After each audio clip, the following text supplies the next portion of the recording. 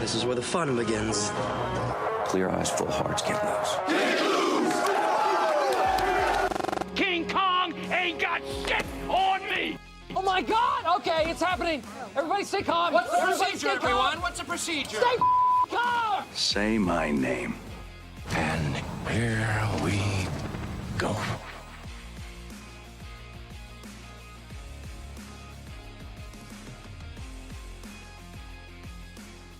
Welcome back, ladies and gentlemen, Oompa Loompas and humans alike. Grab your snacks, get your popcorn ready.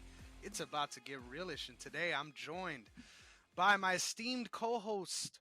To my far right, we've got the Podfather himself, the reason why we're all here today, Derrick Myers, and then of course the father, the brain father of this episode, the man that I'm excited to throw to in a second for our surprise discussion, Matt Tirado. How's it going, you guys? Good. Thanks for the introduction, bro. Doing amazing, bro, and happy to do another episode with you amazing, beautiful people. Oh, look at this guy. So kind. Yeah, it's only right that every week introduction gets bigger, right? Like, I feel like by the time we're about 20 more episodes down, this intro might take like 20 minutes in itself, but hey, man, the lore continues. Hey, look, give Dwayne a run for his money. Sure. Yes, I'll never forget the first time I got the Dwayne treatment, and ever since then, I made it a point. All right, I got to make people feel the way he made me feel. God damn it! So I hope he gets wind of this clip. Dwayne, keep doing your thing. God damn it, keep cutting your promos. We love everything you're doing for OTS. But with all that being said, we can't wait to get into our feature presentation, which is Wonka. If you haven't already guessed, but we've got a surprise discussion. I'm going to let Matt steer this ship. So, Matt, let us know what we're getting into because nobody has a clue. Yeah, absolutely. So there's just been this ongoing trend with movies and TV shows recently where they're being split into two parts. So you look at a lot of Netflix original shows, Bridgerton being a prime example, the new Invincible show, Dune Part 1, Dune Part 2. And so I just want to have a conversation about what your perspectives are on that. If you're fine with studios, particularly with TV, purposely releasing, their content into two parts, or if you prefer there to be like a 13, a weekly episode per week. So if there's a 13 episode season, it'd be 13 weeks, worth of the show, as opposed to it, going on for 6 episodes, taking a break, and then coming back, 3-4 months down the line. So I just wanted to get your perspective on that, whether or not, if you mind it as a viewer, why you guys think studios are actively doing it. So yeah. I like Chris? that. We gotta ponder a little bit on this one. Yeah. I think initially, I've always been someone can't shut New York up. God damn it! I've always been someone that thinks if you can be more brief, right? It's better to be brief than to stick around too long. But honestly, as I've watched shows, especially shows that have premiered, I actually think it is good for hype to sort of have the initial launch and then have a waiting period to get to that second or the next installment. I think it adds a lot of excitement from the fan base and really could help sort of drive the discussion into that second wave. But I do think with movies, me personally, I'm a fan of episodic movies and just watching the way the series develops. But you need to have enough like meat on the bone to make that work. So with Dune, that was a perfect example. I haven't watched the second one yet, but I think that's a great example of what it looks like to have that amount of content to separate into two parts. I think we've all seen terrible part twos, right? Like movies that were like, why the hell did they make this? So it all really depends on what content you have available. But I actually don't mind having to wait a little bit because if anything, it just sort of you wet the beak, you get excited, and then you have time to sort of reflect and look forward for that next installment. But I think just having that runway in general, you need to have a payoff, right? It can't be just a terrible cutoff point to get to the second. Like you have to have a good beat to end off on that we're actually anticipating the next part, right? So I think that's really important too. Yeah, no, I agree with that. I think from a fan's perspective, I think with like a series, it actually kind of like pisses me off a little bit, right? Because if I'm into the story, I wanna definitely keep going with the season. I think it's from a studio perspective, it makes complete sense, right? You're able to get people to have discussions on social media, and like you said, Chris, like you're having that anticipation build up, and I think that's a great move, honestly. My problem with it though is when you do something like that and you still take almost like another year or so to bring production back, like not even actually releasing the next season, but the production doesn't even start till like another year or so. I think that's where it kind of like it gets a little irritating because the story, I think we're in this day and age now where it takes, you want to be able to get to finish a story as soon as possible, right? But it takes a long time for everything to come back. And like for example, House of the Dragon, that it feels it's been like the next season's coming out this summer. Did if Correct me if I'm wrong. The first season came out 2022, correct? Yes, sir. Yeah. So now you're looking at a 2 year gap. Well, a 1 year gap in between seasons, but it does feel like it's taking a long time. So I would almost, I think this is where Stranger Things kind of like had their issue because they did a season and then wait almost, there were certain circumstances that took place, but it was almost like 2 years before another season started production. I think that's the problem. So the new season for Stranger Things is coming out, I think, later this year, but the previous season came out, I want to say 2.5 years ago.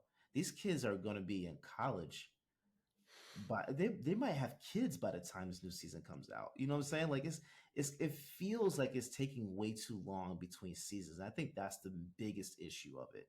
I don't mind the part one, part two aspect because yeah, it does get annoying as a fan, but it does feel good to have something to look forward to that's going to be right there. So I would almost venture to say, like, if you're going to do the part one, part two split for a season, the new season needs to be scheduled to start production right around the time that second part ends, so that by the time you're done with production and all that stuff, you only have maybe about a year or so before the new season comes out. So I think that would be the only thing is trying to schedule out those time blocks. Sometimes networks don't green light a new season anyway, so I get that part of it. But it does feel, it make you feel away, honestly, when you're a fan is just waiting for something. Because like Ozark, I didn't even remember. I couldn't Yeah. remember a lot of stuff that took place in the previous seasons prior to the last one. So Yeah, I think ultimately too, I'm instantly thinking about Amazon because the mhm. majority of their shows recently have been doing that. So the most recent example is Invincible, Yeah. and the issue with it is some of these studios are just not advertising or Hmm. advertising as much as I should with these part two. Like I genuinely had no idea that part two of Invincible came out until 3 days after it did. So it came out last Thursday, Wow. and as a result of that, depending on what your cliffhanger ending is, right, you lose all that momentum as a viewer. And so as a result of that, you sort of having to like go back. And a ton of people, I mean, I would assume that most people don't want to have to revisit 4 episodes just to remember something. They want to go back just to enjoy the experience Hmm. as is, right? Like not go into that with that motivation. So that's why I think the frustrating aspect is as a viewer. I know logistically there are circumstances production instances where they have no choice but to split season to part two because they're literally having to make or finish off certain episodes. There could be elements of post production that needed tidying up, particularly in the back end. Because I mean, I could be wrong about this, but I would assume that the most expensive part of production for TV show is usually episodes that take place later, as opposed to before.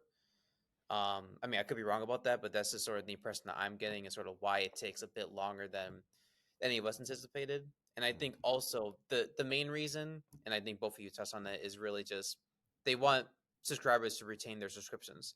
So if they can get someone to to be paying for an extra 3 months and then cancel their subscription, well, they managed to get 3 months worth of money out of someone, and they're likely going to renew their subscription because they want to see it next season with their beloved characters and stuff like that. So Does that um, entice you as a customer to stay with a subscription? Like you personally? um that's a good question, actually. I mean, the truth be told, I'm at a point where I honestly forget that I have subscriptions sometimes, and then Mm-hmm. I'm like, oh yeah, I'll tune in. I Mm-hmm. think if I were like a consistent viewer, um, and I'm only watching if I know for a fact that I'm only watching like Hulu, for example, for one specific TV show, Mm-hmm. I'm very likely to cancel it. Or if I'm or in this case, right, there are just also instances where someone is paying for so many different subscriptions because there's so much competition now with streaming services Mm-hmm. that you're likely going to forget over time, and then maybe at some point you realize, oh wait, like I haven't used Paramount Plus in like 5 months. Yeah. Like, why am I going to stick around for it when there's Netflix or Disney Plus or sort of whatever someone views as the best alternative. But how about you guys? Like, is that entice you, or is it more just like, look, I want my show. That's it, and you have a good day. I'll see you in 2 years. I think that was such a great question because I never, like, I don't know. I honestly can't imagine that a studio is keeping that in mind. Like, I feel like that's so beyond the distribution window of thought when it comes to production that, like, I can't imagine that that's something they're consciously thinking about. Me personally, I kind of feel like at this point, what I have is just kind of what I have, right? Like I'm not really subscribing to things to catch certain things. If anything, honestly, I'm just sharing with people, right? Shout out to all the OTS fam for letting me watch certain things. I hope you're using my ESPN to its due diligence as well. But all things considered, like I just feel like yes, if there is a show that I'm watching that I'm excited for, then I'm going to want to keep my subscription. But I've never found myself in a position where I'm like, you know what, I'm going to go dark on this subscription until this comes out. Like, I feel like for the most part, if I'm sticking around, I'm sticking around. And then if I don't have it, I'm not interested. You know what I mean? Yeah, I agree with that, but I think it also depends on the actual platform you're talking about. So, Stars, for example, I did that. I canceled Stars right after what was that? I think it was Power Series Ghost. Right when that season ended, there was a I want to say it was last year when last year's season ended. I stopped it because I didn't. There was nothing else on there. I wasn't catching up on the Tommy branch off for Power, and the movies weren't worth it for me. So I turned it off until they brought Raising Kanan back, and then even at that point, my sister had Hulu, and then so we just added it on to that for like a trial version or whatever. And I think it depends on the platform, honestly. Like Stars is one I would definitely cancel. Um, Paramount I need to cancel because I don't use that anymore at all. But I think HBO and Netflix are the ones where if there's a break in between, I'm perfectly fine with keeping the subscription because of the fact that there's so much on there that I do want to watch. Like our last episode, we talked about Love is Blind. Hey, how about I watched Love is Blind? I caught up on it. You know what I'm saying? And oh my God, we'll have to talk about that some other time. But I think that's just a great example of, you know, of one of those platforms that actually I feel like Netflix and Max do a great job of rolling out different programs that make you want to watch something else in between those big hits. So you have The Last of Us, you have House of the Dragon that are coming back, but in between, there's been so much that I've caught up on. I didn't even realize, some of the things that I really wanted to see recently. You know what I'm saying? And so there's something there for everyone. I think Disney is one of those I'm about to cut though. I'm about to cut Disney. I'm about to cut this. I think after this X-Men season goes, I'm okay with cutting it until something else comes back because there's nothing on there. Yeah. And the MCU is definitely slowing down on their rollouts. So I don't feel like there's a need for it anymore. Yeah, that's a great shout. After Encanto, I was gone too. So Yeah, forget hey, you and guys. Kanto was amazing, man. Like, People sleep Encanto's on how amazing. good that movie is. If you haven't seen it, I don't care if you're an adult or not. Watch that movie because it's worth it. Yeah, yeah. Like I would actually keep it just for Pixar. If there was a reason to keep Disney, it would literally be for Pixar. But that's it. Yeah, I think that's the challenging part too. When you have a company who is just releasing their own content, Mm-hmm.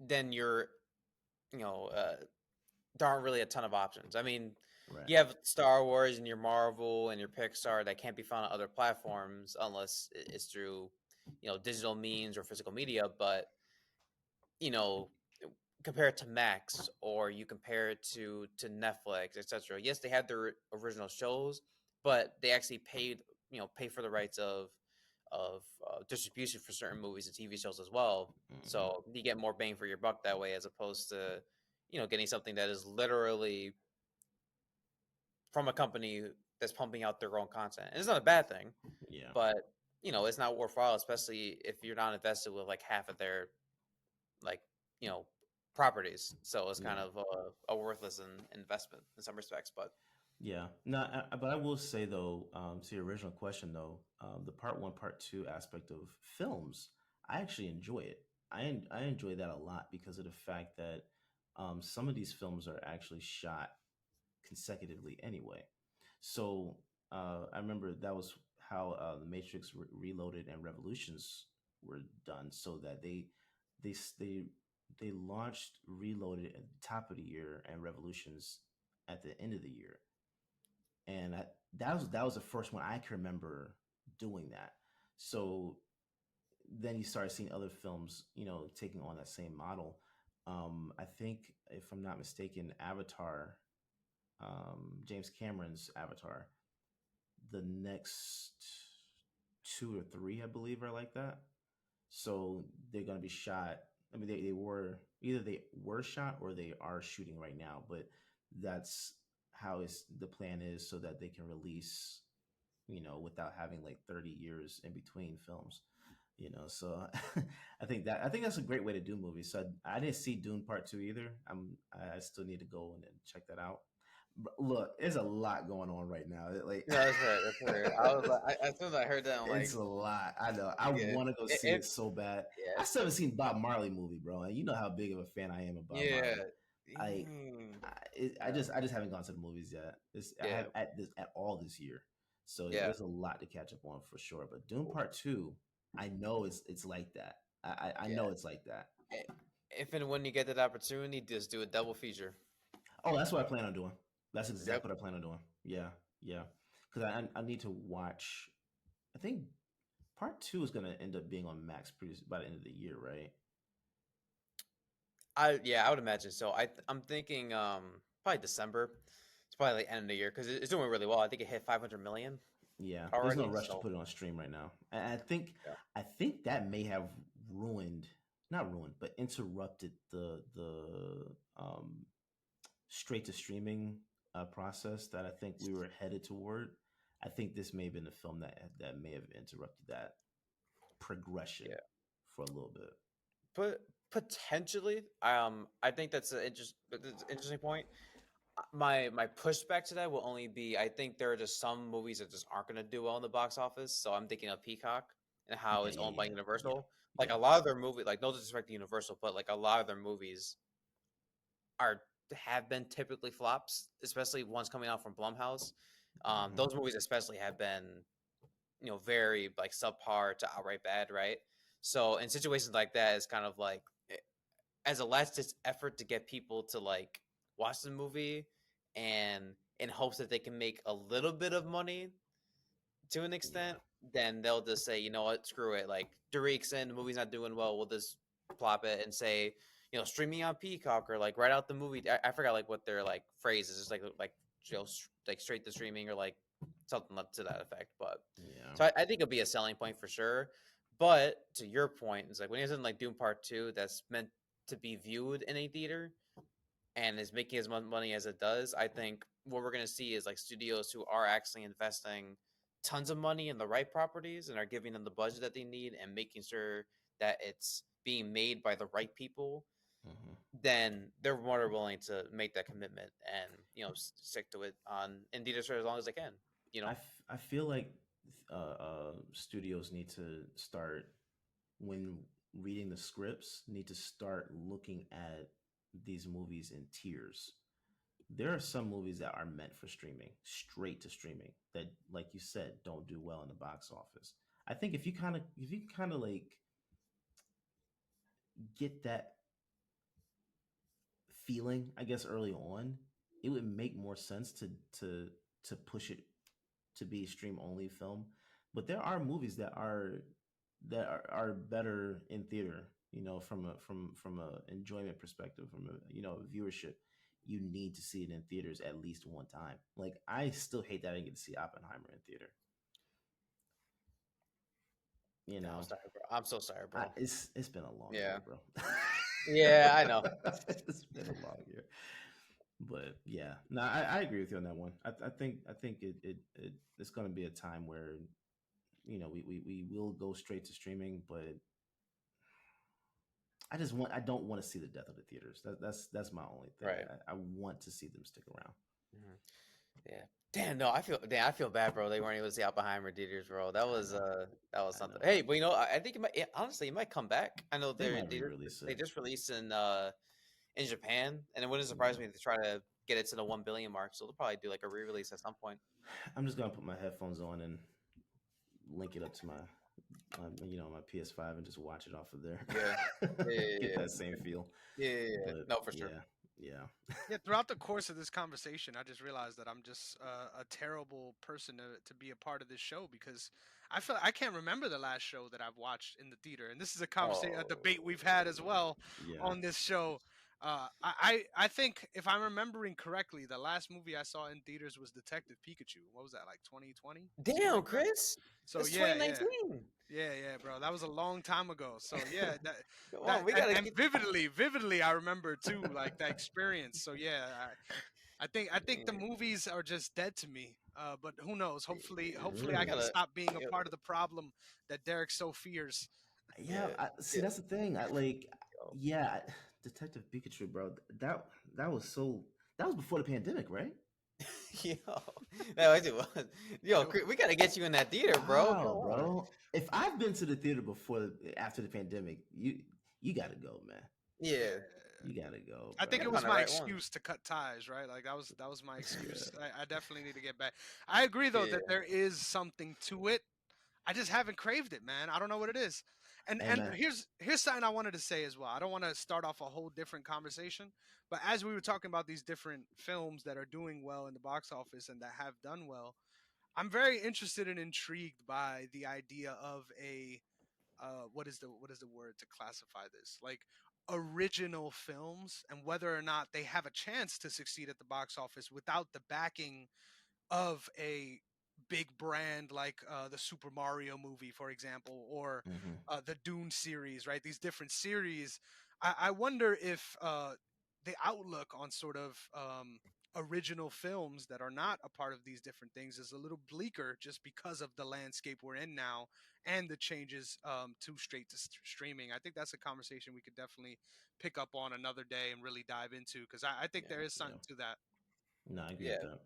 for sure. I think ultimately the one of the beauties is just regardless of sort of what your stance is on, companies like pumping out like the same content or doing remakes.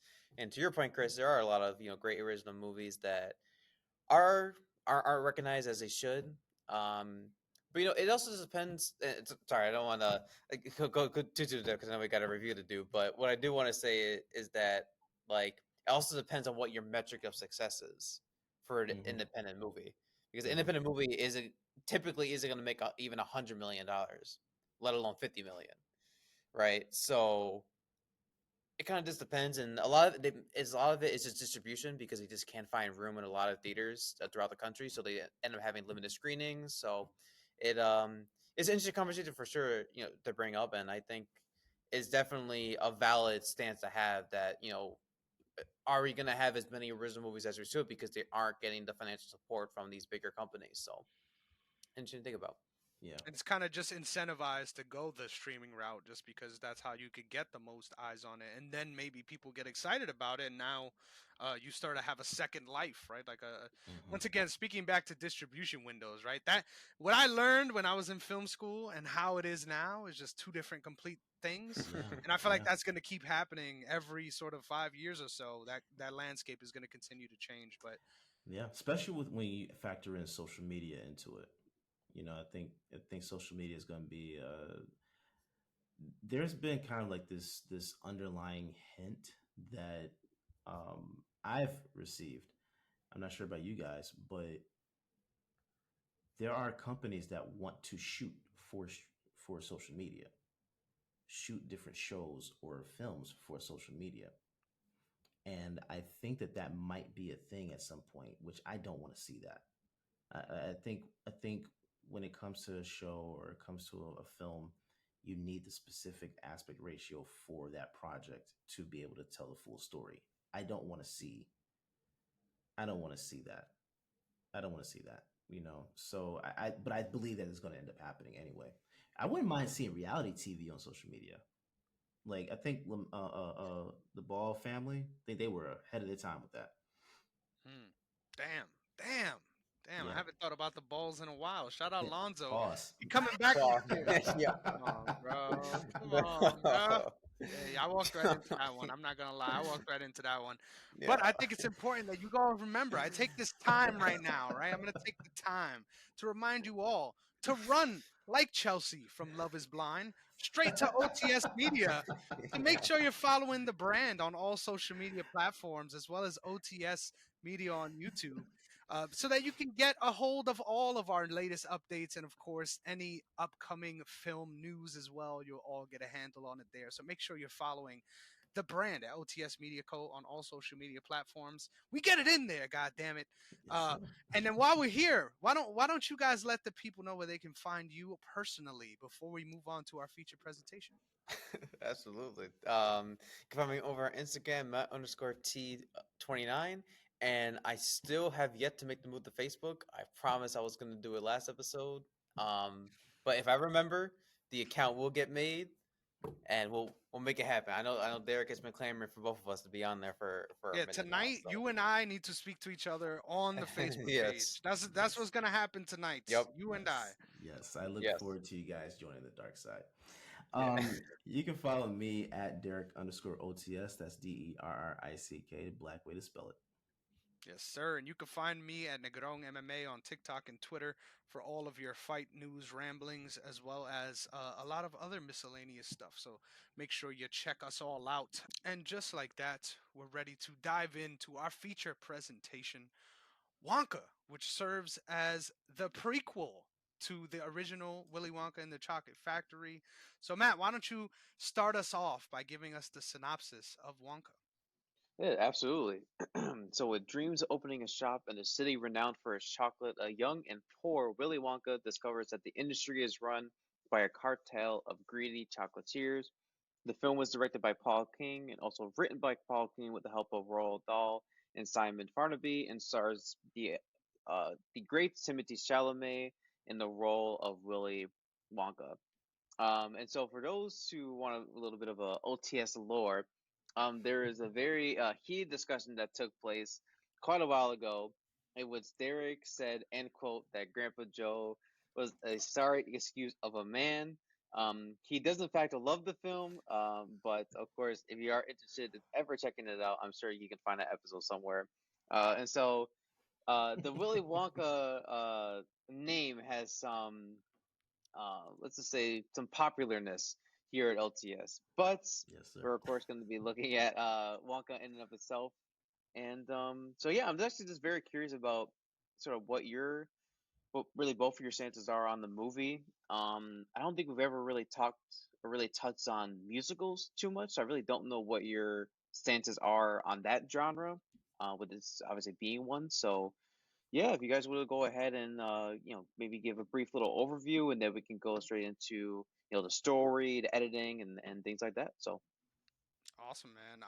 I love me this movie, man. I really enjoyed the viewing experience. I would recommend anyone watching to watch this, especially with family. I just feel like it's a very good, heartwarming story, and I think it does a really good job as a prequel of sort of getting us to have a good idea of how we ended up here, right?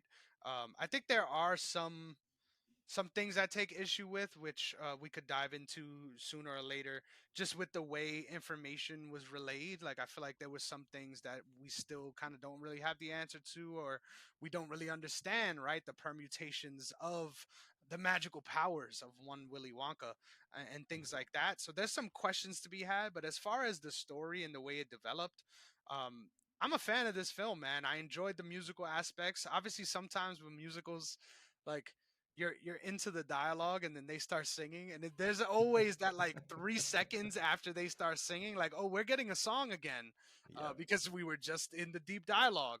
But besides that sort of brief moment where you kind of feel like you're being taken away from what you were watching, I think I enjoyed it overall. Like, I thought all the different segments of the musical portion of it were like at appropriate times and like done well lyrically.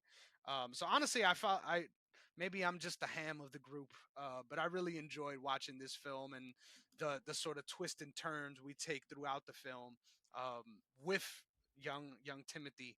I just gotta say though, I don't know if you guys have ever heard of this tweet. Have you heard?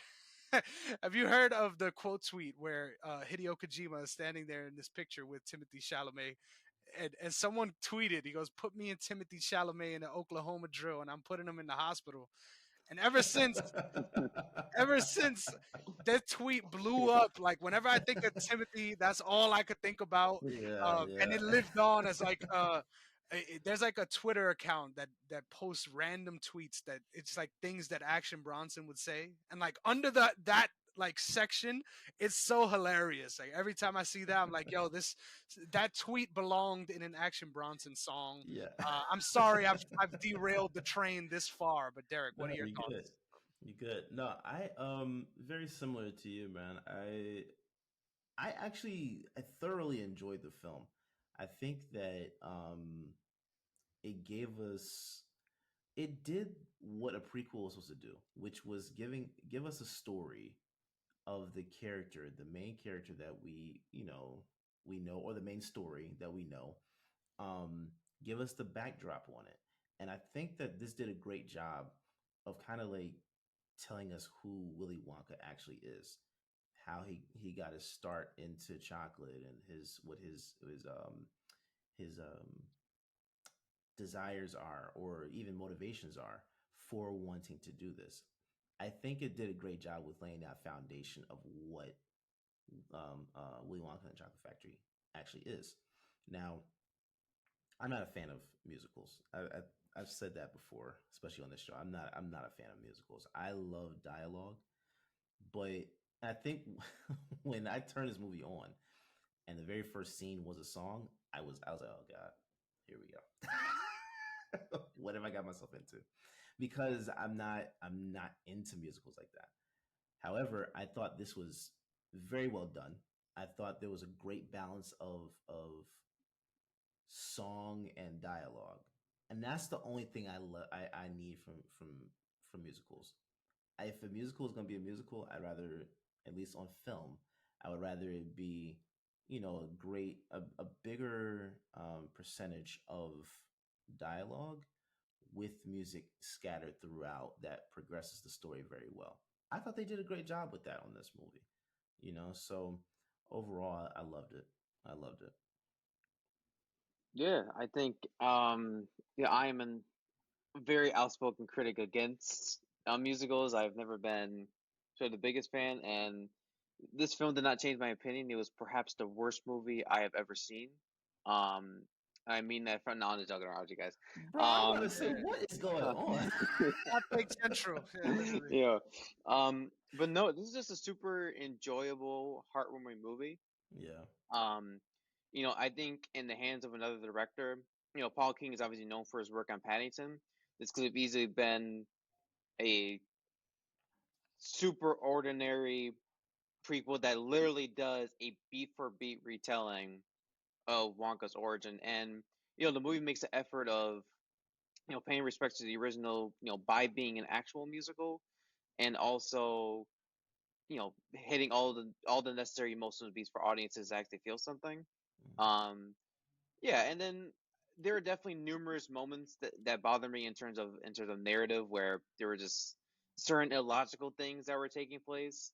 But in the back of my mind, I'm thinking to myself, at the end of the day, this is a musical, and I think it'd be unfair to be, harsh on something that's meant to be fantastical, because I think the movie places more of an emphasis on exploring Willy Wonka's fantasticalness, if that's even a word, versus his like eccentric nature. Because obviously in the original film he is like pretty deranged in a lot of respects. I think the tunnel scene in particular, I think, enforces that for sure. But yeah, this was just you know uh, definitely maybe honestly definitely put a smile on my face on numerous occasions. I think the songs themselves were pretty catchy, and you know yeah, it's just definitely a really good time for sure. If Dude, anyone was looking for I just gotta say something that I found so like timely and like actually pretty deep about this film was the idea of like monopoly and monopsony culture and what that does to innovation.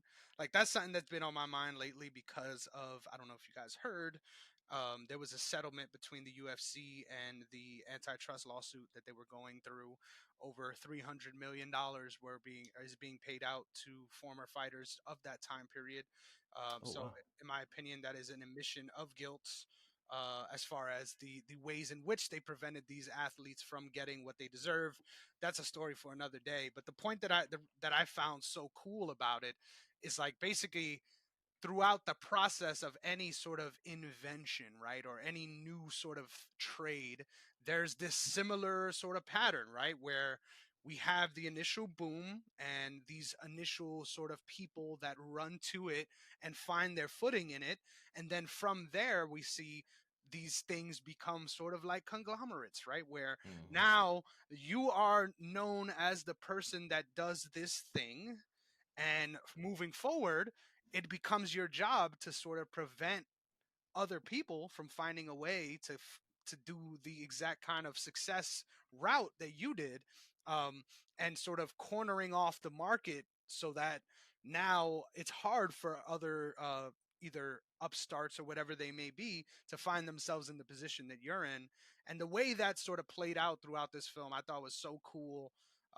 With the three different sort of main big chocolate characters, and I thought, although their pursuit of destroying Wonka's future in the industry seemed a little shallow, right? Like as far as that being their main motivation, um, I thought the way it was executed, as far as them being these figures at that time, and then Wonka having to sort of find his way, I thought it was a really cool way to make a villain, right? In addition to I can't even remember these people's names, but the ugly fucks that ran that laundry business or whatever it is that entrapped all these people. Um, it was a really cool way to give us another set of antagonists and a driving force, right, of what it feels like to be behind these different industries. So I thought that was a really cool theme to this film that added some like real world depth to a very fantastical film. I agree with that. I agree with that. I think I'm very intrigued. I mean, we're going to get into all the elements in a second, but I'm intrigued with knowing, one, is there going to be a sequel, and two, if there is a sequel, is it going to be a retelling of of the original film where Willie meets Charlie? You know what I'm saying? That's one thing I'm looking for. I'm very intrigued by, because I was actually, I'm not sure if you guys actually, if you saw the Johnny Depp version, but I was under the impression that version, it wasn't good. But I was under the impression, if that was, watching that one, that was going to be the continuation of the original, where Johnny Depp was actually playing Charlie, to then be disappointed and no, it was just a retelling of the original. So I'm looking forward to seeing what comes from this. Is my overall point. I think that is very possible we could see a Yeah. remake. There is a strong desire by Paul King and Warner Bros. To make a Wonka 2.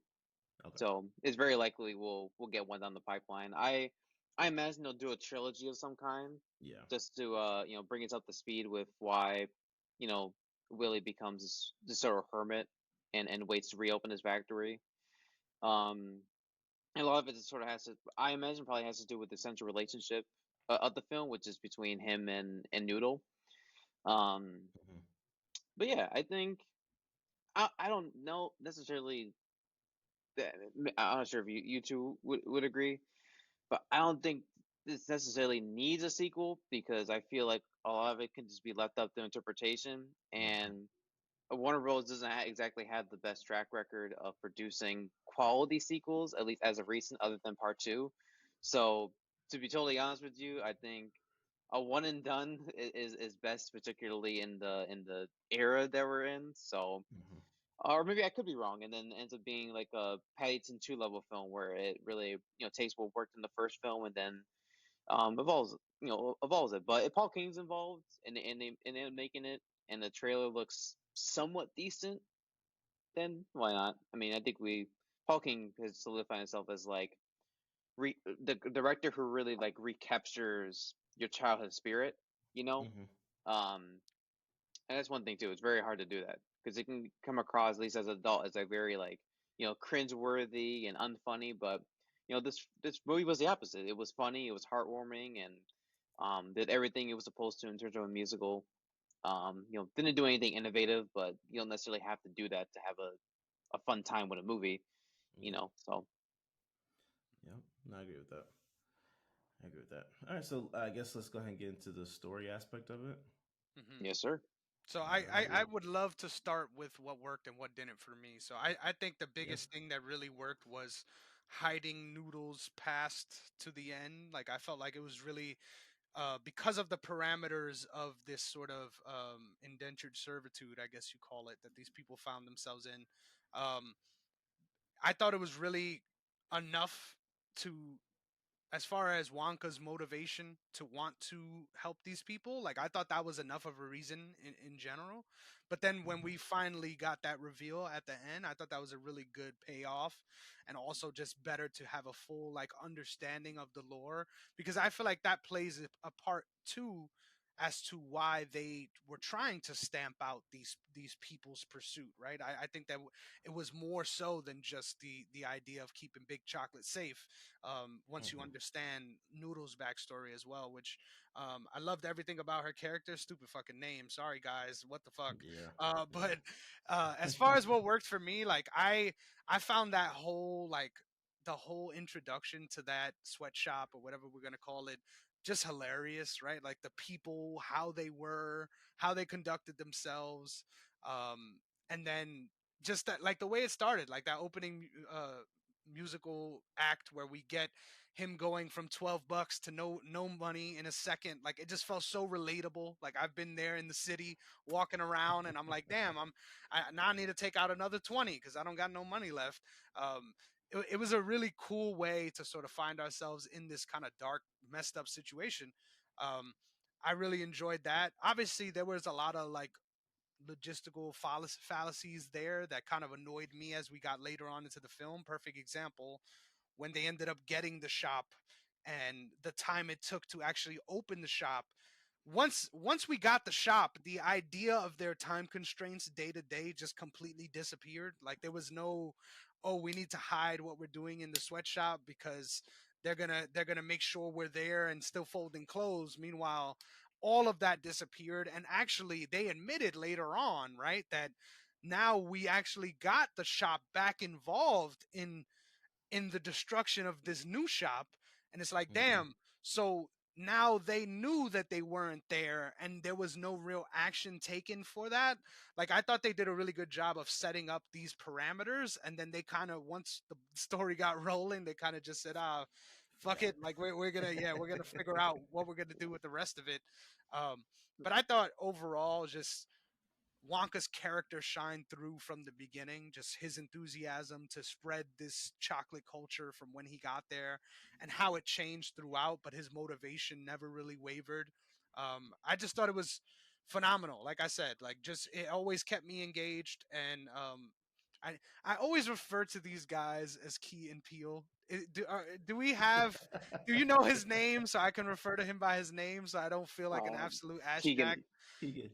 There Keegan we go. Yeah, Keegan. Keegan I Michael. loved his role in this as well, and how he changed throughout the story, right? Because he's making these deals just for chocolate, and by the end, he's full fat bastard, like in a fat suit, can't even get out of his car. Like all of those little things were just super charming and really sold the story for me. So I love it, even though there was some weird stuff that doesn't make sense. Yeah, We'll forgive it. yeah. I think timing was a huge issue for me, particularly when they were forced to sneak around using the manhole, with the manholes, or like the sewage system.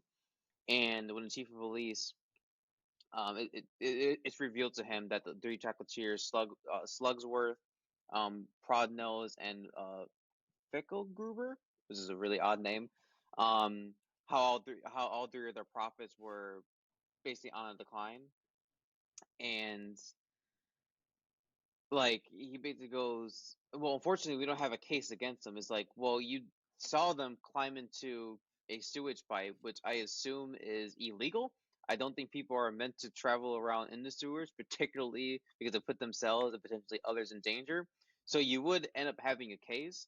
And this whole notion that, like, oh, we can make an accident happen to them, well, you could have done that at any point. You didn't have to wait for them to open up a new shop just to like kill them. I mean, for lack of a better expression, that's ultimately what their goal was, to literally get rid of the competition, figuratively and literally. So, a lot of weird moments that just kind of bothered me was taking me out of the experience. But then once we got into like the actual singing, then I started remembering, oh, it's a musical. And I just chalked it up to being that. Um, like I said, it's really easy to fall into that rabbit hole, and maybe it is unfair that we're not going into that rabbit hole. But you know, because the film did achieve what it was intended to be, and what was intended to do, I think it's you can be a bit more forgiving in that regard. I think a scene that stood out to me was the zoo scene. Um, that led to a very funny moment where we discover that Willie is dyslexic, and he ends up reading like a tiger cage and thinking it's sort of a giraffe. It does end up being the case, and then obviously they end up going to the giraffe, and then him and Noodle sort of have an exchange about dreams, about how she was an orphan and was seemingly like left by her mother, like dumped down this garbage chute, and then leads into my favorite song in the movie, which was called "For a Moment." So yeah, definitely a lot of touching, beautiful moments throughout the film. A lot of really deep themes that you can sort of reflect on, that you can relate to, and um, yeah. Yeah, no, I think in terms of story, I think you guys pretty much hit everything on the head with it. I think that the pacing of it was very well done. I think one aspect which um honestly it hits you in the feels a little bit at the end, but when they're talking about his excuse me, his mom and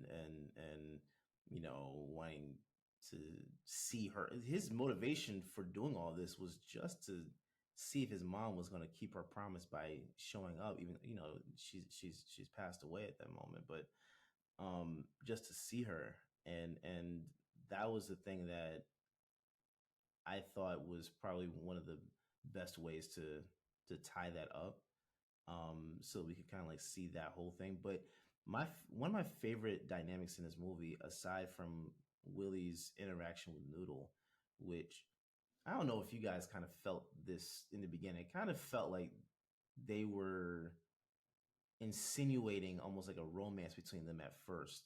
Did I read that too much? Read into that too much? Because that's kind of like how, like when they were dancing and stuff like that. I was kind of like, yo, whoa, like what what's going on here? Um, but aside from their interaction, uh, I actually enjoyed the interaction between him and the Oompa Loompa. You know, I thought that was very well done. Um, even though I'm not sure if you guys know the original. Do you know the original story of Willy Wonka? Like the book? No. I do remember us like having a conversation about that, and like, yeah, yeah, yeah. Yeah, Hmm. that's the one thing that makes me cringe every time I Yeah. hear Willy Wonka and his interaction with Oompa Loompas. But the original story is that the Oompa Loompas were actually like black people, and they were over in Africa. It was a white guy going over to Africa and stole these people to come back to work for him. That was basically the essential story of Willy Wonka and the Oompa Loompas in the book.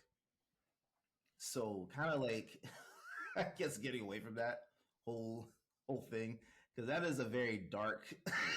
They definitely wash their hands of Yeah. it, but it's definitely a dark element to that story. But I thought his interaction with the Oompa Loompa and um, the reason for them having this beef, they were having this beef for what, years? 3 to 4 years. Like he keeps stealing his chocolate, and it's because he came to the island and stole their cocoa beans. I thought that was a great telling of how this whole thing went, and they were at odds until they weren't.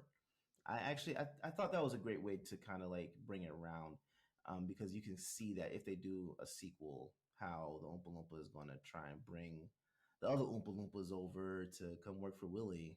I think that would be a very that'd be a great way to retell the story. To make it be that where you could look at the film and be like, ah, this is a good story.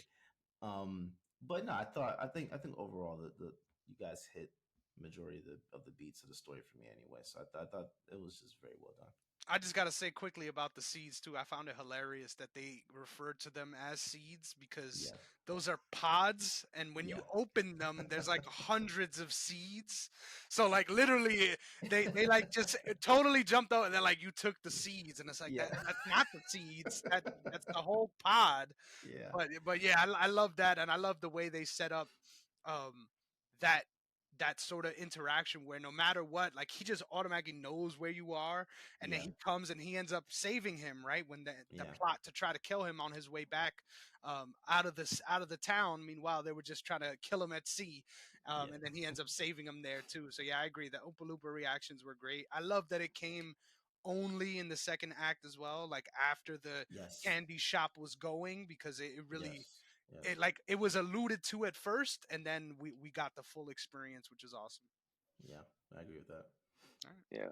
I think the last thing I want to mention was like the touching flashback to him and his mother when he sort of brought out his like chocolate emporium, Mm, and was like making her first piece of chocolate because it's something that she never experienced or just had before. mm-hmm. And sort of the great transition they had where well, sort of goes into like the film technical aspects, but how the camera sort of zooms in and does like sort of like quick flashes. And yeah, obviously this is a great moment. Then it's having a through line, later in the film with him having his dreams come true. Though it did bother me that the dreams were literally like, well, for Willie's dream, it makes sense about how he sort of understood that like his mother may not be there with him physically, but that she'll be with him always, right? That he'll be able to carry on her legacy. The only part that bothered me with Noodle is when, upon reuniting with her mother, it was literally identical to what her dream would be, like how she envisioned it, about how her Mm-hmm. mother waits at the step, and I felt that the fact that they have been separated for, I'm not sure how old the character's meant to be, but I would assume she's like 11 or 12 years old. Mm-hmm. Like, if I knew that my child, who I thought was died at childbirth, that my brother lied to me about, and I hadn't seen her in 12 years, I would like express a bit more emotion in that moment, and it kind of felt like they were just like gone, like missing for like 2 days or something, or like she came back from like a school trip, and they just gave us a like they gave each other a hug, sort of thing.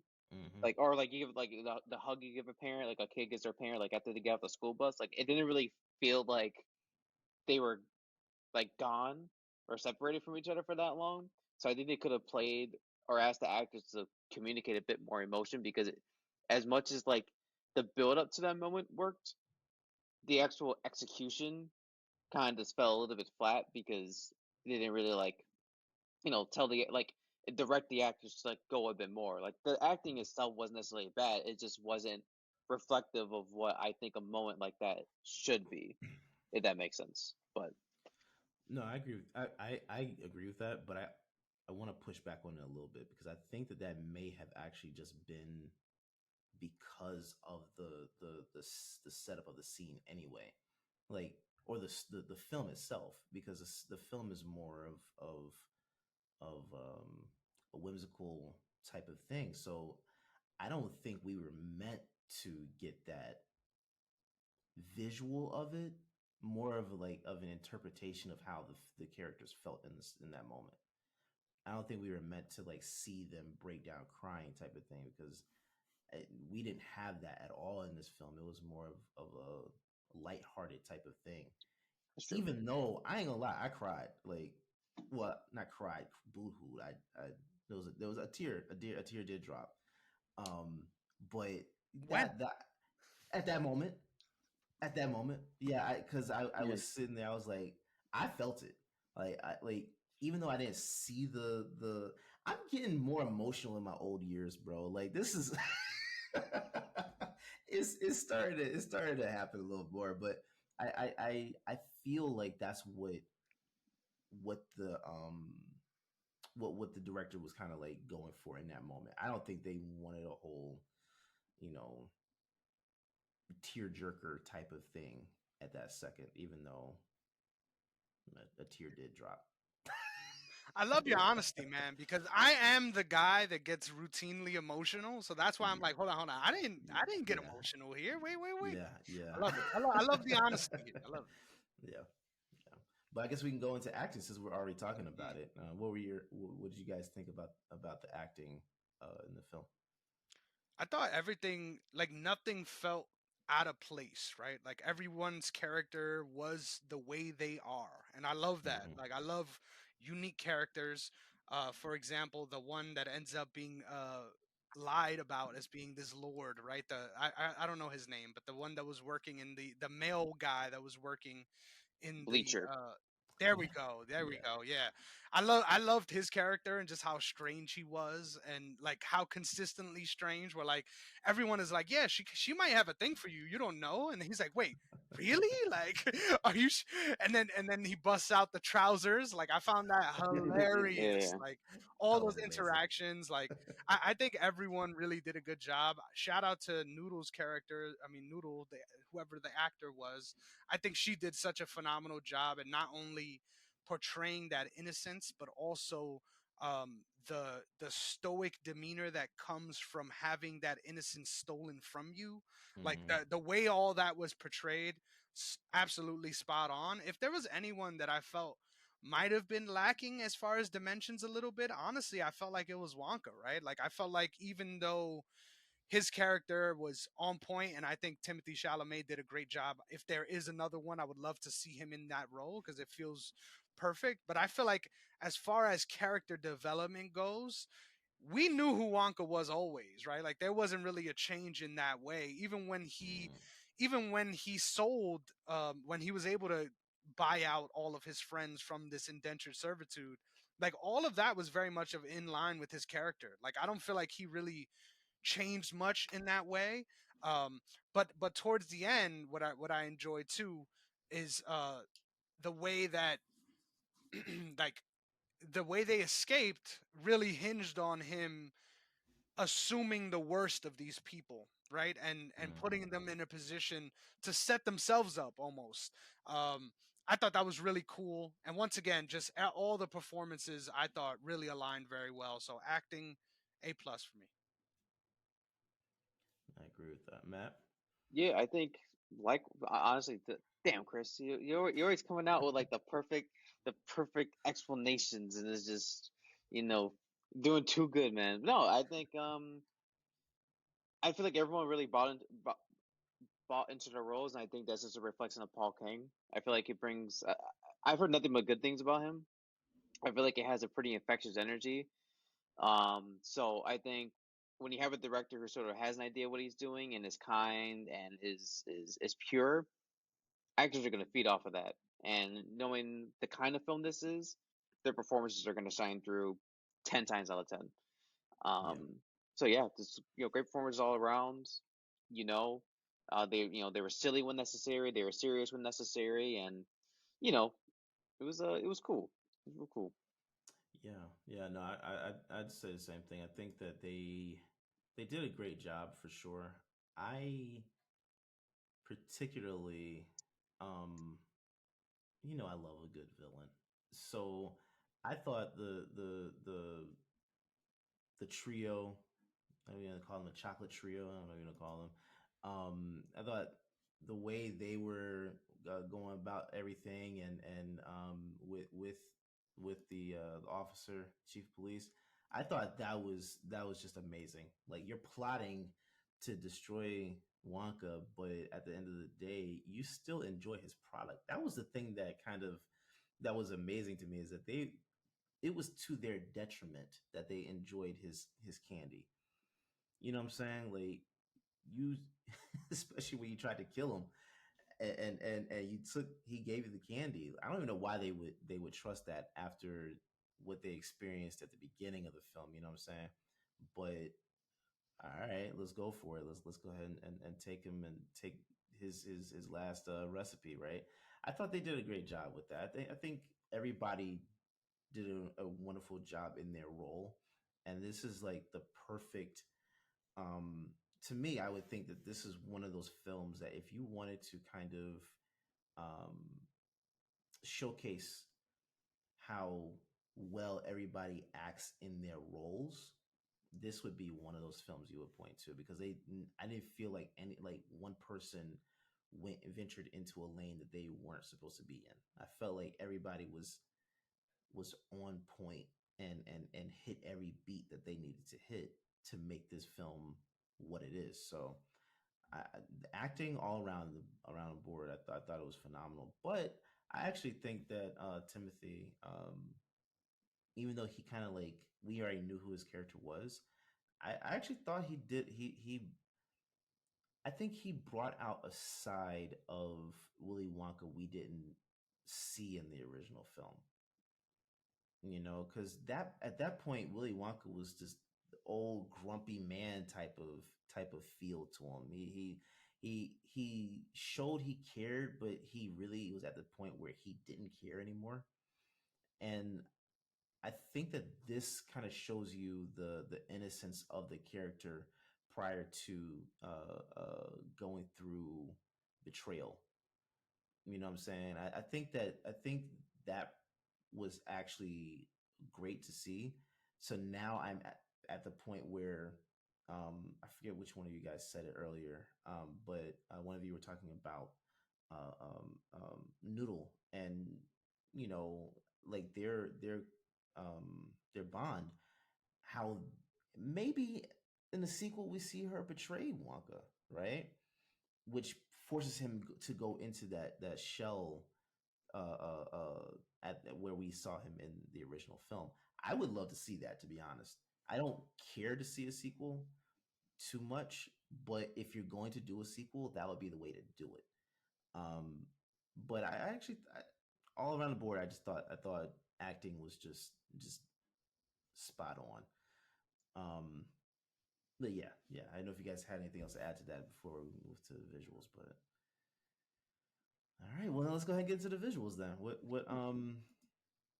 What did you guys see with this film that made you kind of like, I don't know, that something that just grabbed out to you on watching this movie?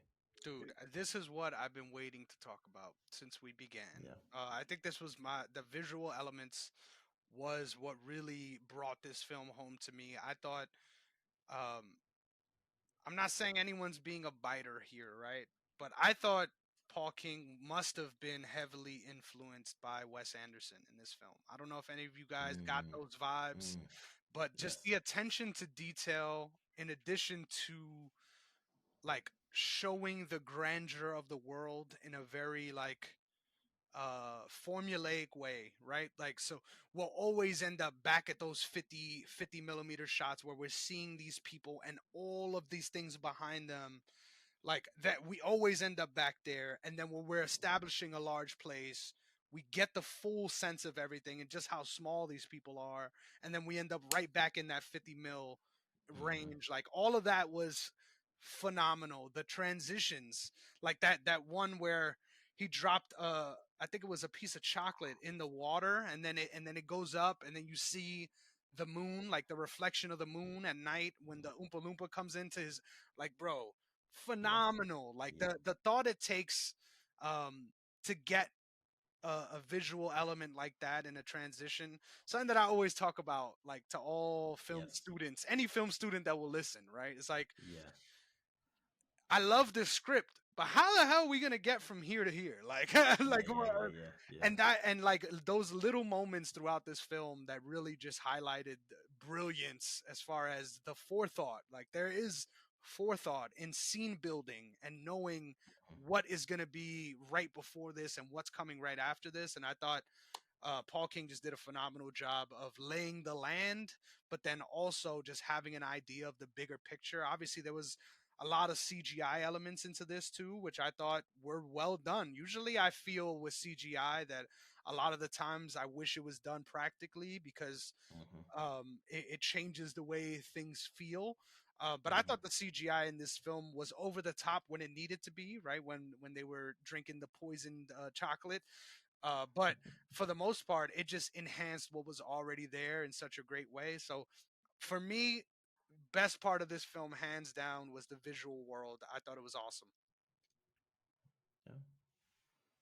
Yeah, I think colors stood out. I don't think, well, so colors obviously stood out, and I think really um sort of communicated a lot of the themes that they were going for. I don't think there was anything like stylistically that stood out about this movie, but that, again, that isn't a bad thing. But what's most important is actually having the world feel vibrant. And a lot of it has to do with, and I would, a lot of it has to do with the costumes they selected. All of it has to do with the actual use of lighting, like actual sort of like stage lights. The one scene that stands out in particular was the song in that sort of like vault underneath the church. I Mm-hmm. forgot the name of the song. I think it was like a Sweet Tooth, where they were trying to, like, manipulate the chief of police to, continue supporting them, and they had like all the lights like activate for Yeah. each of the three like chocolatiers. So having those moments were rather cool. Um, I do think when it came to visual effects, there were some noticeable instances, especially even like the opening scene. Like, there was a moment where like Willie was on sort of that wooden plank, and you can definitely tell that wasn't Timothy who like jumped down onto the Mm-hmm. truck. That he definitely went from like real person to like CG and then back to real person Mm-hmm. in a moment. The giraffe and even some of the uses of the animals, like I'm forgetting, like Bleacher's dog and the giraffe.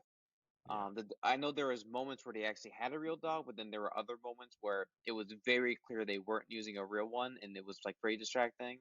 And the giraffe, as great as the scene was, again, it was super distracting because a lot of them, not really the movements felt unnatural, but it just looked a bit unnatural, and you could definitely tell that it was computer generated.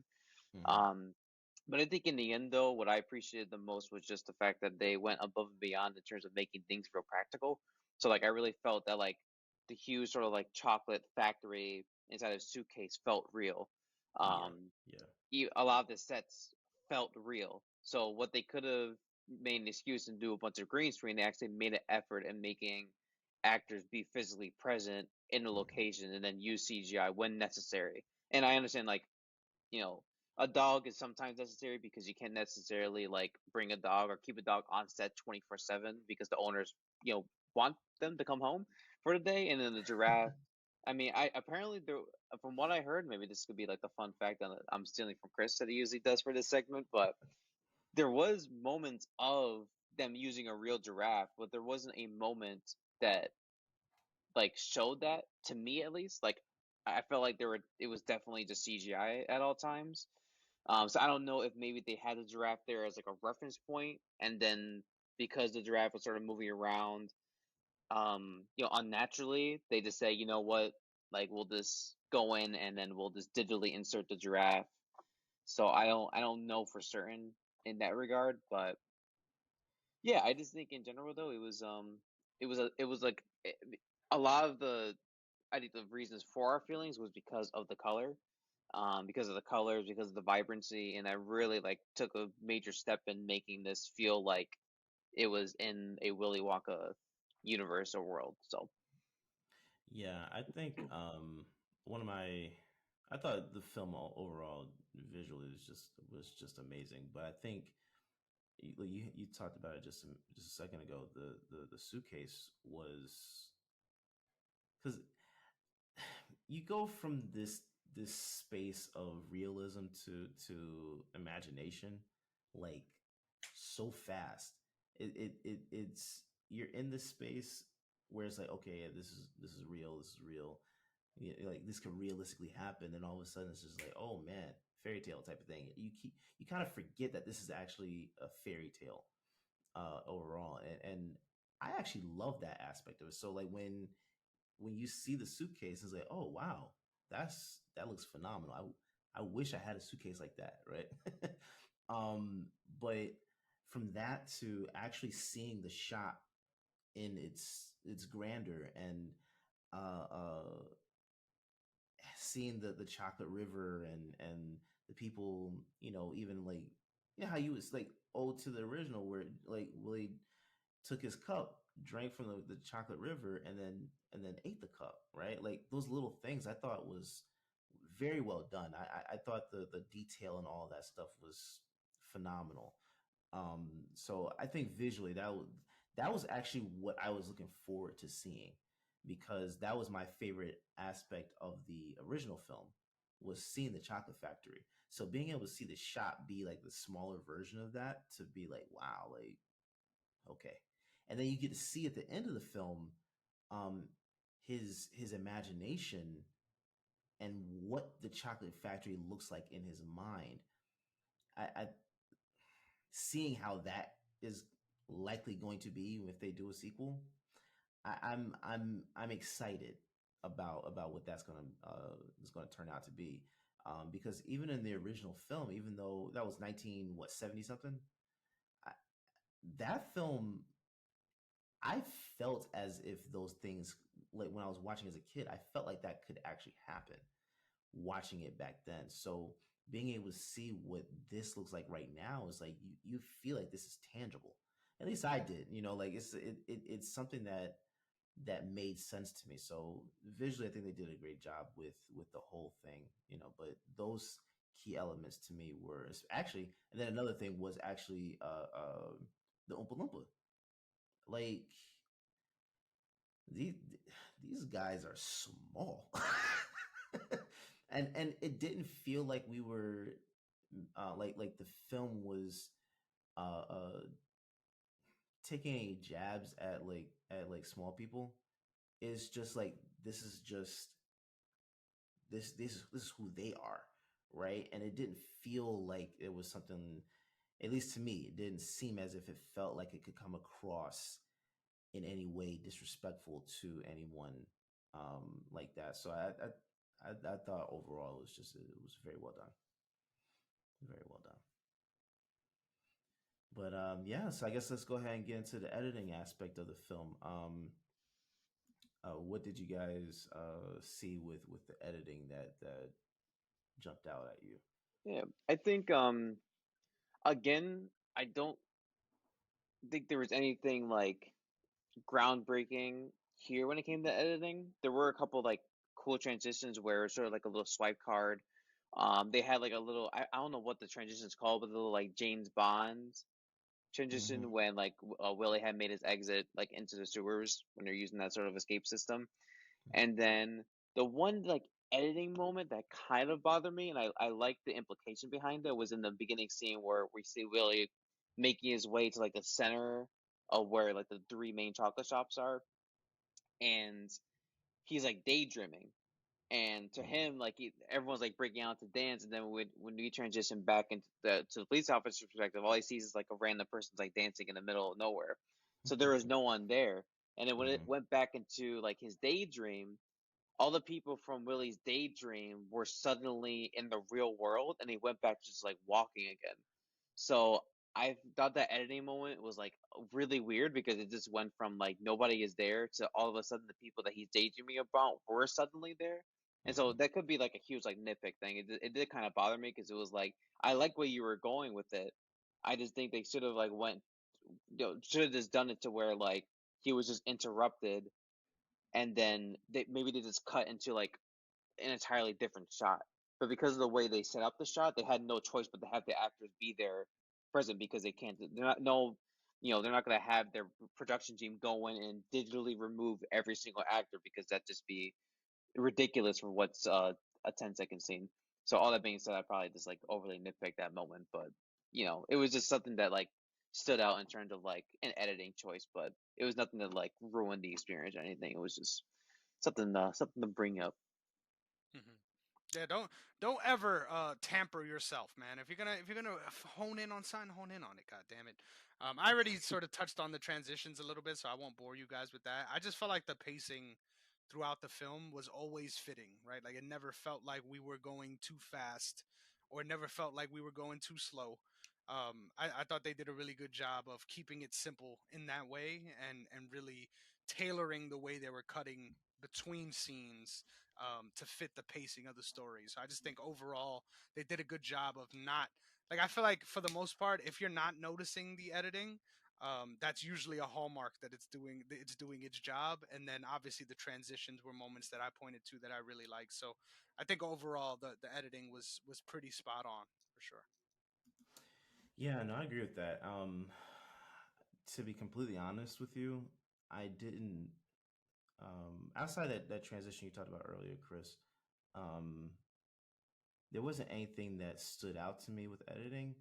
But to be completely honest, I like that because if I can't tell something is there, that means I'm fully engrossed in what I'm watching, and that's the aspect of that. To me, that means that the editing was perfect, because of the fact that I'm not nitpicking at certain things. Like I'm literally just watching the film, and I'm in the film. Like I think I'm at the point now where I'll watch a movie, especially for one of our discussions, and I find it difficult to actually dissect certain films because I'm not able to I'm not seeing certain things, and I'm just fully engrossed into the story, which again is just, to me, that's perfect, because then you can go back and think about different things, and see those different elements. So I don't have anything specific editing wise, but I think that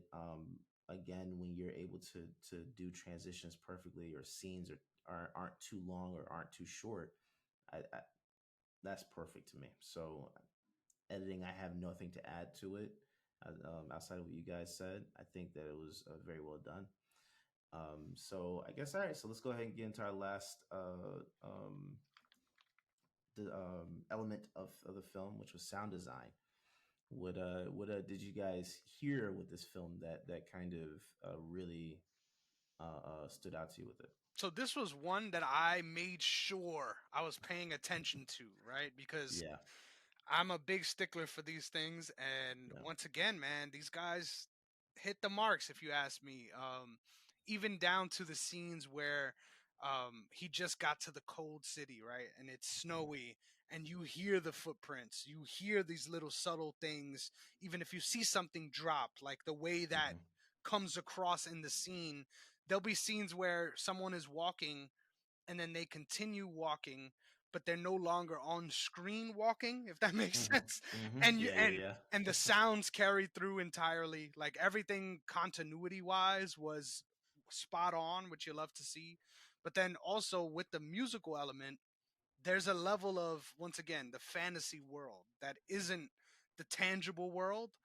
And I Mm-hmm. thought they did a good job of representing both, right? So you, the physical world, there was never anything that wasn't accounted for, right? When we're picking up that lid to the sewer, we have the noise of that reverb and the sort of wow, wow, like the hollow out of it dropping back into place. Like there was never anything that sounded like it wasn't real. And then all these things that weren't real, right, that I'm sure the people that were standing there, it didn't sound like that to them. um Mm-hmm. but it never felt fake to us, if that makes sense. So once Mm-hmm. again, if you could put yourself in a position where you're covering your bases like that on both sides of the coin, you did a great job, if you ask me. Yep. Yeah, I think really the only thing that stood out to me personally was just like you could definitely tell where maybe there's like a sorry, where there is like a little bit of like auto tune being used or maybe like some ADR, but I don't think I don't know. It's one of those things where like you like I hate mentioning it because you can't like it is virtually impossible for like a person to sing on a practical set because your echo Mm-hmm. literally like like is heard everywhere. So Mm-hmm. they have no choice but to either like sing over music that happens, and then obviously in ADR they'll make sure that the singing that the actor is doing matches up with their with their lips so that there's proper lip syncing.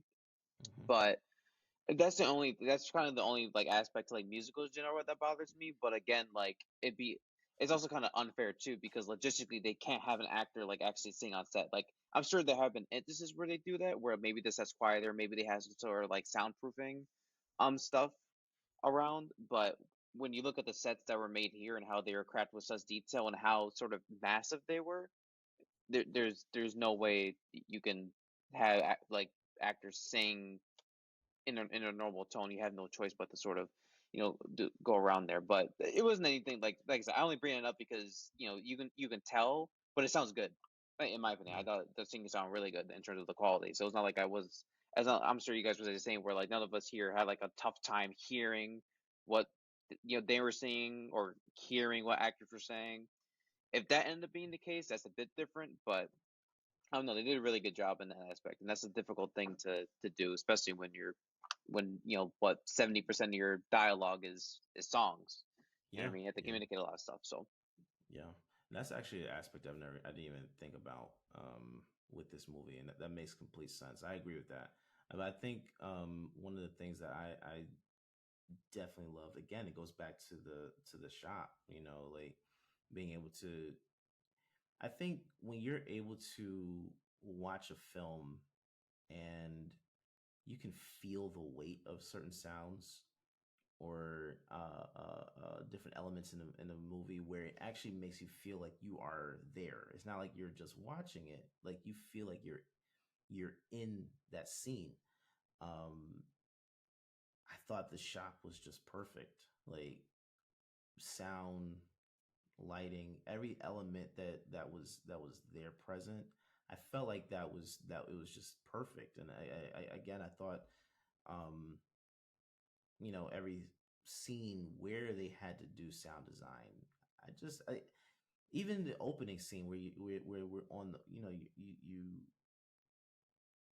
you zoom in on Willie while he's on this boat, right? And as he's walking through the ship, the water being splashed in front of shoes and stuff like that. Like that that aspect of it was great. I also thought the sweatshop, I don't know what you would call it, the laundromat, whatever you want to call it, that that whole area too.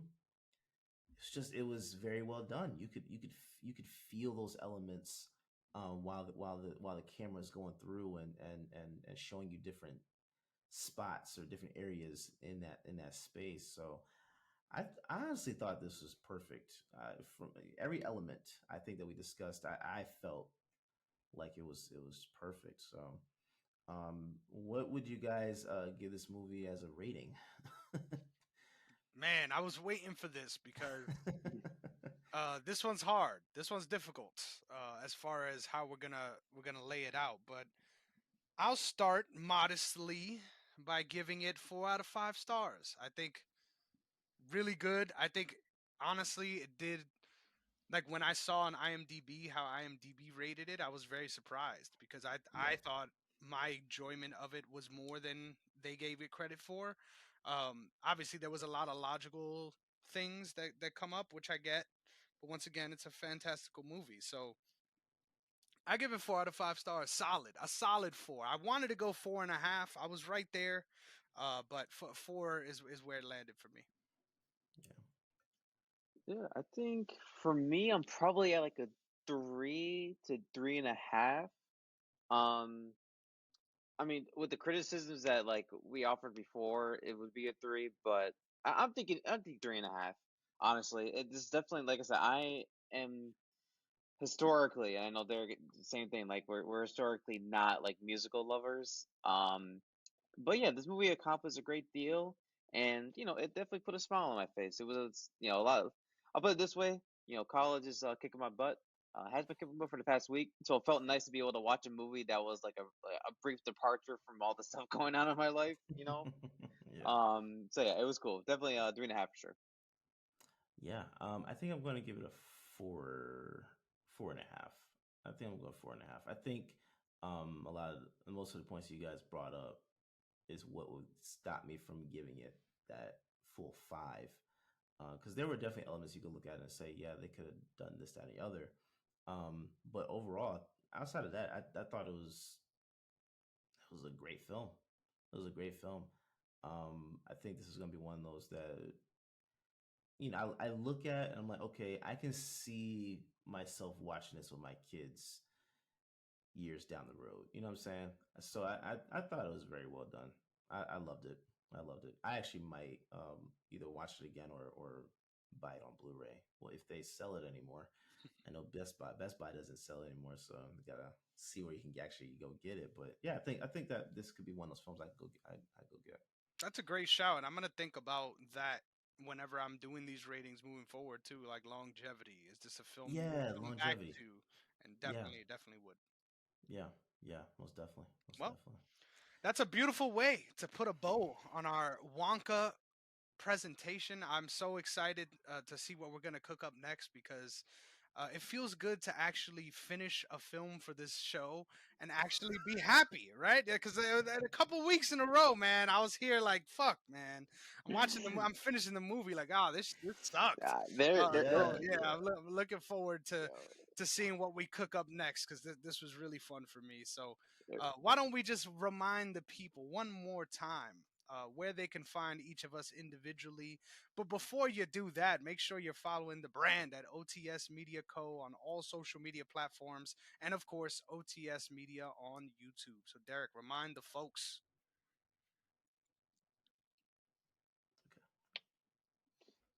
alright, yeah, so you can go ahead and you can find me over on on Instagram, Matt_T29.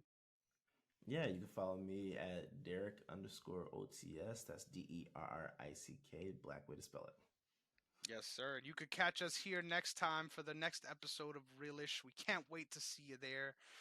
And until next time, ladies and gentlemen, just remember if you're going outside, make sure you have enough shekels. Oh wait! Before I close the door, I got one, and I'm glad I stopped myself. I've got one key trivia moment to share with you guys. Something that I thought was really cool. So in the opening segment, Willy Wonka drops a coin down a storm gate. Did any of you guys find this? That was his last coin, if you remember. Did is there any way you can imagine why that would be significant? I'm throwing it to you guys on that before I give you the answer. Mm, man, Tough nah. one, right? Tough one, That's right? yeah. When I read this, I was blown away because I was like, "Wow, that is so true." So in Willy Wonka and the Chocolate Factory, Charlie Bucket gets the coin from which he ends up getting his golden ticket from a storm drain. So phenomenal. Once again, phenomenal connections there, Oh my and a great gosh. way to tie together two films that were in two different eras. Wow. Oh God. Yeah. Yeah. That is Oh, phenomenal. I just realized too, the only other thing that bothered me was like this town. Okay, so I was gonna say the town in this movie does not at all resemble the town in the original movie. Like Not at all. he builds a castle or builds a castle. He builds the factory in a castle like in the mountains. Like there are no mountains where the factory is. But with a sequel, maybe they can explain, hey, he moved closer into the city and maybe helped like build the city ground up or something. But he just reminded me of like another connection. That is nuts though. That's crazy. That is actually nuts. That's crazy. That's I'm crazy. Yeah, I'm excited for a sequel. Yeah. I'm there. I'm there. Yes. Yeah. I'm there. So until next time, folks, remember when you drop those coins, god damn it, someone's gonna find them, Yeah. and what they do with it can either bring you great pleasure or great pain. So make sure you're using your coins right. We'll see you guys next time.